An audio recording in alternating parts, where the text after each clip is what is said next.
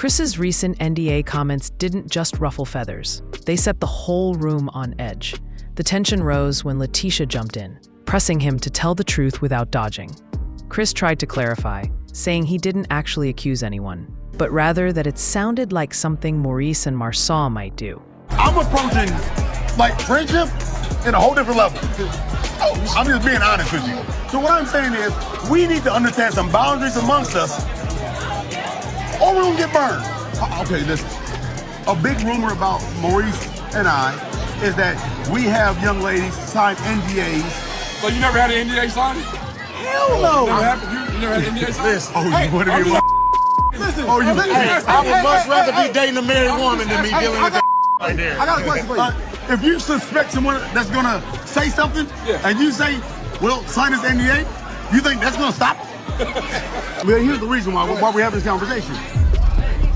It's been coming to me that my guy, Fletch, has been going around saying that Maurice and Marsau told Martell to get chicks to sign NDAs. That sounds more like Maurice or some Marsau to sign an NDA. No, the hell I didn't. Are you sure he said this? No. Well, I saw him say it. heard this. I heard him say it. He heard him say it. Well, let me tell you how it went. It was said to me, well, Martell said, you know, some guy said to get a girl to sign an NDA, you don't have to worry about that type stuff. And I said, I don't know. That now, you talking lawyer talk, maybe you need to talk to Maurice or Marsau. It's difficult to explain this situation away for Chris simply because the concreteness in which it was said. However, you know what? I have to give him the benefit of the doubt, but I'll be watching. At the end of the day, I had so much smoke for your ass today. Well, you can put that smoke out, bro.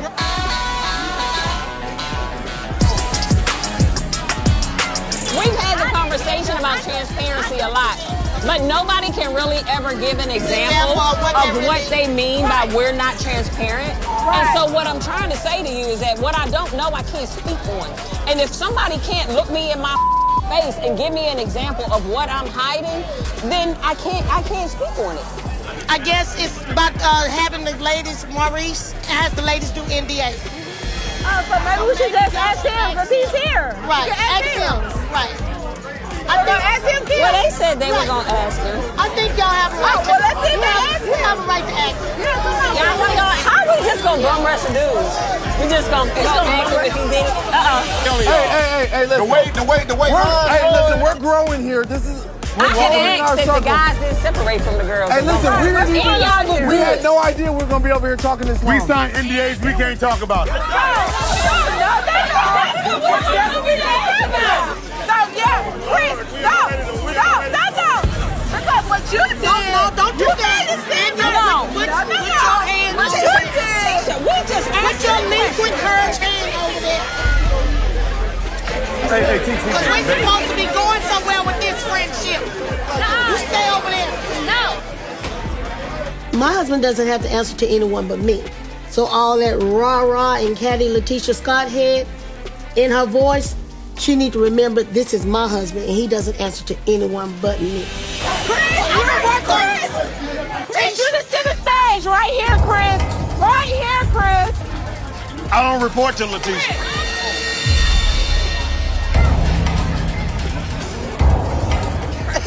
LaTisha has a habit of walking up to other men and treating them like husbands. Not saying he's not a husband, he's not her husband. You said I don't report to LaTisha. No, well, you called my husband's name, so I'm going to ask you, what do you mean about the NDA? You said it. What you said? You said it. And me and your husband have already talked about it. Hey, time out. We already talked about Time out, Scott, time out. Scott, Time out. We talked about it already.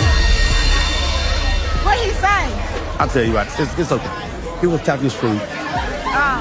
Yeah, I'm on it. With Marsau coming over and, you know, stopping LaTisha or grabbing her after he did kind of take his time. That was probably a good idea.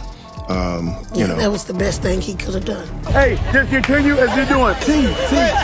At this point, I'm really fed up. I'm over her. Boy. So you don't care about inviting us to the expo? Have y'all ever dealt with cheating in y'all marriage? Can we not? I have not spoken to Nell. And she was like, I'm mentoring them. I was like, huh? We're not a mentor-mentee relationship. We're forming a friendship. That is different. Anytime you have a problem with me, I'm telling you now. knock on the door. This walk. That little disclaimer didn't help because it came off like he was trying to soften his words after the fact. LaTisha wasn't buying it, clearly emboldened. She raised her voice, demanding straight answers. Her energy was loud, passionate, and direct, but also edged with that liquid courage vibe, making the confrontation even more intense. Meanwhile, Nell stepped in to defend her man. She made it very clear she doesn't tolerate anyone trying to embarrass or challenge him.